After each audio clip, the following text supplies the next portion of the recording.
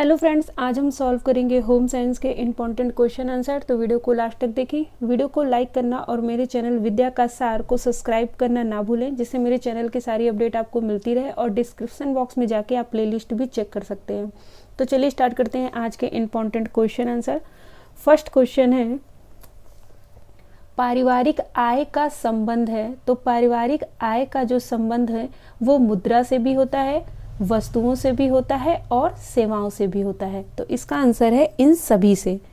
तो और ये फैमिली इनकम होती क्या है? तो फैमिली इनकम का मतलब है जो हमें वेतन मिलता है या हमें किराया मिलता है या बैंक से प्राप्त होने वाला कोई ब्याज है या परिवार के सदस्य हैं वो अपने कौशल का यूज़ करके कोई बचत कर ले, तो वो सभी फैमिली इनकम में ही आती है। तो इस तरह से यहाँ पर इसका आंसर होगा डी, इन सभी से। नेक्स्ट क्वेश्चन है, राष्ट्रीय बचत पत्र एक जमा योजना है। तो राष्ट्रीय बचत पत्र जो है वो भारत सरकार के द्वारा चलाई गई ये योजना होती है। इसी राष्ट्रीय बचत पत्र को हम NSC भी कहते हैं। और ये राष्ट्रीय बचत पत्र जो योजना होती है वो 5 ईयर्स का ये प्लान होता है। और इसमें क्या होता है कि जब 5 वर्ष कंप्लीट हो जाता है तो जो पैसा हमें मिलता है वो ब्याज सहित 5 वर्ष के बाद हमें जितना भी % ब्याज देना होता है वो ब्याज के साथ हमें मिल जाता है। नेक्स्ट क्वेश्चन है, घरेलू लेखा जोखा कितने प्रकार का हो सकता है? तो जो घरेलू लेखा जोखा होता है वो 3 प्रकार का हो सकता है। कैसे 3 प्रकार का होता है? जैसे कि साप्ताहिक घरेलू लेखा जोखा, दूसरा है मासिक और तीसरा है वार्षिक। तो इस प्रकार से 3 तरीके से हम लोग घरेलू लेखा जोखा बना सकते हैं। नेक्स्ट क्वेश्चन है, कंपनी के मासिक व वार्षिक आय व्यय का ब्यौरा बनाते हैं। तो जो कंपनी होती है उसके मासिक और वार्षिक आय का जो ब्यौरा बनाते हैं वो होते हैं लेखा विभाग। ये क्या करते हैं? ये वित्तीय लेन देन जो वार्षिक स्तर पर होता है उसका पूरा ब्यौरा बनाते हैं लेखा विभाग, जो भी वित्तीय लेन देन होता है कंपनी का वर्ष भर में। नेक्स्ट क्वेश्चन है, एक निश्चित अवधि के पूर्व अनुमानित आय व्यय के विस्तृत ब्यौरे को कहते हैं। तो एक निश्चित अवधि के पूर्व जो हम अनुमानित आय व्यय का ब्यौरा बनाते हैं उसी को ही हम बजट कहते हैं। नेक्स्ट क्वेश्चन है, एटीएम का पूर्ण रूप या फुल फॉर्म क्या है एटीएम का? तो एटीएम का फुल फॉर्म होता है ऑटोमेटिक टेलर मशीन, स्वचालित टेलर मशीन। ये एटीएम का पूर्ण रूप है। नेक्स्ट क्वेश्चन है, प्रत्येक यूनिट होता है। तो प्रत्येक यूनिट जो है वो 10 रुपए का होता है। नेक्स्ट क्वेश्चन है, कृषि संबंधी विभिन्न उत्पादों के लिए भारत सरकार प्रस्तुत किया गया है। तो कृषि संबंधी जो विभिन्न उत्पाद होते हैं उस पर कौन सा मार्क लगा रहता है? तो उस पर एग मार्क लगा हुआ होता है। तो कृषि से संबंधित जितनी भी चीज़ें होती हैं उस पर जो मार्क होता है वो एग मार्क लगा रहता है। और सोना जो है, सोने पे जो है होल मार्क लगा रहता है। और ISI का जो मार्क होता है वो जितने भी इलेक्ट्रॉनिक सामान होते हैं उन पर ISI का मार्क लगा होता है। और FPO जो है वो जितने भी फल से संबंधित जितनी भी चीज़ें होती हैं जो फल से रिलेटेड उत्पादित की जाती हैं उस पर FPO का चिन्ह लगा होता है। तो यहाँ पर पूछा है कृषि से संबंधित, तो इसका आंसर होगा ए, एग मार्क।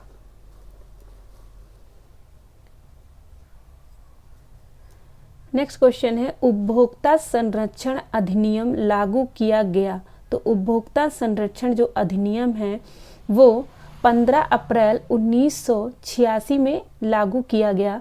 लेकिन यहाँ पर अकॉर्डिंग टू ऑप्शन हम जाएंगे तो यहाँ पर इसका आंसर ए सही है, 15 अप्रैल 1987। वैसे इसकी एग्जैक्ट डेट जो है वो है 1986, 1986 उपभोक्ता संरक्षण अधिनियम।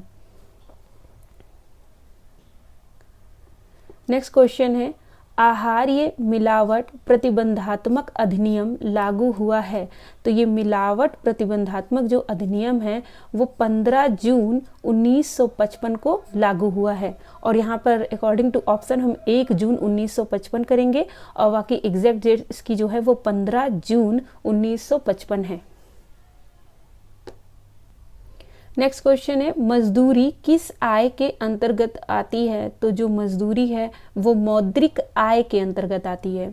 मजदूरी जो है वो मौद्रिक आय के अंतर्गत आती है।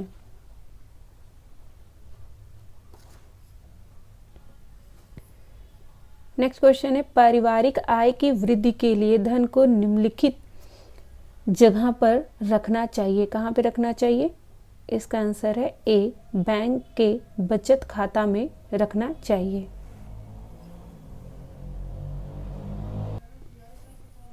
नेक्स्ट क्वेश्चन है, धन को बढ़ाने के लिए निम्न में से क्या खरीदना चाहिए? तो धन को बढ़ाने के लिए बैंक के फिक्स्ड डिपॉजिट शेयर जो है वो खरीदना चाहिए। इसका आंसर है ए। नेक्स्ट क्वेश्चन है, निर्णय करने में उन उद्देश्यों का अस्तित्व निहित है जिनके प्रति उसका प्रतिस्थापन किया गया है, या कथन किसका है? तो निर्णय करने में उन उद्देश्यों का अस्तित्व निहित है जिनके प्रति प्रतिस्थापन किया गया है, ये कहा है। इसका आंसर है ए, डी वुड्स थॉमस ने।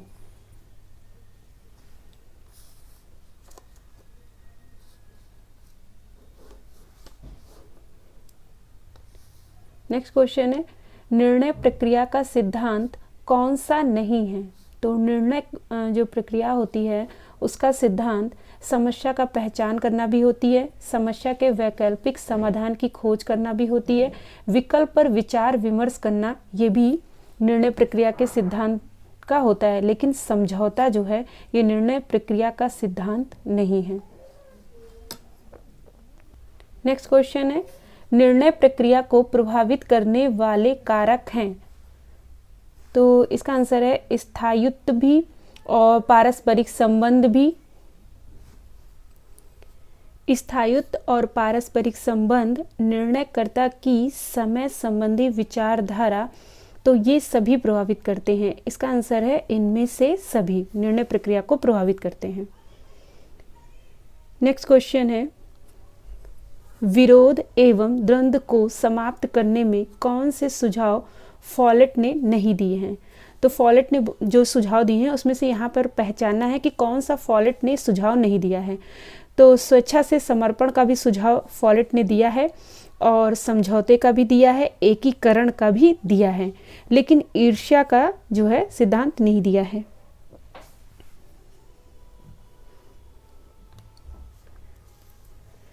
नेक्स्ट क्वेश्चन है, आंतरिक सज्जा के मूलभूत सिद्धांत कौन है? तो आंतरिक सज्जा के मूलभूत सिद्धांत जो हैं वो अनुरूपता तथा अनुपात, संतुलन तथा लय, बल देना, ये सभी हैं, उपयुक्त सभी हैं।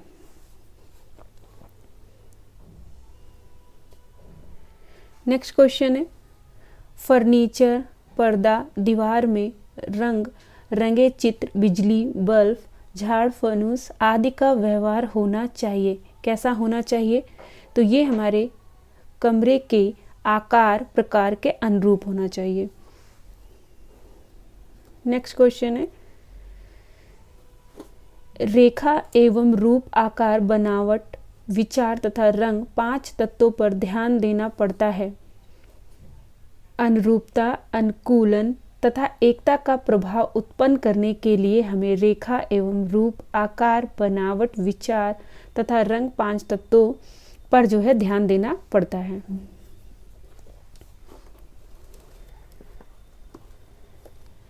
नेक्स्ट क्वेश्चन है, आवृत्ति रेखा समरेखा एवं विषम रेखा का प्रयोग उत्पन्न करते हैं।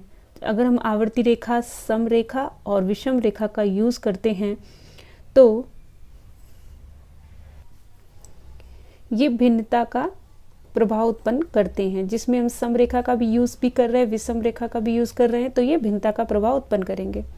नेक्स्ट क्वेश्चन है, समानुपातिक प्रभाव के नियामक हैं। तो समानुपातिक प्रभाव के नियामक जो हैं वो रेखा दूरी तथा माप का प्रभाव, तो ये तीनों ही क्या है, समानुपातिक प्रभाव के नियम हैं। नेक्स्ट क्वेश्चन है, जिस पर हमारी दृष्टि रेखाओं, रंगों और आकार की व्यवस्था करने के लिए दौड़ती है उस मार्ग को कहते हैं, तो उस मार्ग को हम लय कहते हैं। जिस पर हमारी दृष्टि रेखाओं, रंगों और आकार की व्यवस्था करने के लिए दौड़ती है। नेक्स्ट क्वेश्चन है, कला का वह सिद्धांत जिसके द्वारा सजावट की विभिन्न वस्तुओं के बीच सही समायोजन होता है वह कहलाता है। जहाँ कला का सिद्धांत हो जिसके द्वारा सजावट की विभिन्न वस्तुओं के बीच सही समायोजन होता है तो वो संतुलन कहलाता है, कि इनके बीच सही समायोजन है। नेक्स्ट क्वेश्चन है, जिस वस्तु पर अधिक बल देना होता है उसे अन्य वस्तुओं के समूह में या विपरीत रंग की वस्तुओं के पास रखना चाहिए, उस पर सजावट में पड़ जाता है। तो यदि हमको किसी वस्तु पर ज़्यादा फोकस देना है तो इसका मतलब हुआ कि हम उस पर ज़्यादा बल दे रहे हैं। इसका आंसर है सी। नेक्स्ट क्वेश्चन है, निम्नलिखित समय और शक्ति की मात्रा के अधिक कार्य संपादित करने के लिए समय और शक्ति या दोनों की मात्रा को कम करने की प्रक्रिया को क्या कहते हैं? जिसमें हमारा समय भी कम लग रहा हो, शक्ति भी कम लग रही हो, ये दोनों ही मात्राएं कम लग रही हो, उन्हें हम कार्य सरलीकरण कहते हैं। नेक्स्ट क्वेश्चन है, कार्य के सरल होने के साथ साथ वह समय पर ही पूर्ण हो जाता है जो गृहिणी के लिए लाभदायक है, क्योंकि वे आजकल धनोपार्जन हेतु बाहर भी कार्य करती हैं। जिन सरलीकरण यंत्रों का प्रयोग कर वह कुछ समय तथा कम श्रम में कार्य को पूर्ण कर लेती हैं। यहाँ पर आगे इसकी लाइन होगी, कार्य श्रम में कार्य को पूर्ण कर लेती हैं कम समय में। नेक्स्ट क्वेश्चन है, समय की बचत, शारीरिक ऊर्जा की बचत तथा धन की बचत तीन मुख्य बिंदु किसके हैं? तो ये कार्य सरलीकरण के बिंदु हैं, जिसमें समय की बचत, शारीरिक ऊर्जा की बचत और धन की बचत की बात होती है। नेक्स्ट क्वेश्चन है, ग्राइंडर, मिक्सर, प्रेशर कुकर और रेफ्रिजरेटर, कुकिंग रेंज या पहिए लगे वॉशिंग मशीन आदि क्या हैं? तो ये क्या हैं? ये कार्य सरलीकरण के उपकरण हैं। नेक्स्ट क्वेश्चन है, गंदे कपड़ों पर साबुन की टिकिया के स्थान पर साबुन का चूर्ण या विरंजक पूर्ण का प्रयोग करना क्या कहलाता है? कैसा होता है? अगर हम इनका यूज करते हैं तो ये श्रेयस्कर होता है हमारे लिए। नेक्स्ट क्वेश्चन है, किसके द्वारा पालक तथा सलाद बनाने का अध्ययन कर बताया गया है कि केवल दाएं हाथ से कार्य करने की अपेक्षा विभिन्न प्रक्रियाओं के द्वारा कार्य करने से 21.5% समय की बचत होती है। ये बात किसने बताई थी? तो ये इसका आंसर है हेनर ने बताया था कि 21.5% टाइम की जो है सेविंग होती है। नेक्स्ट एंड लास्ट क्वेश्चन है, कुचले आलू अर्थात चोखा बनाने के संबंध में किसने जो है ये अध्ययन किया है? इसका आंसर है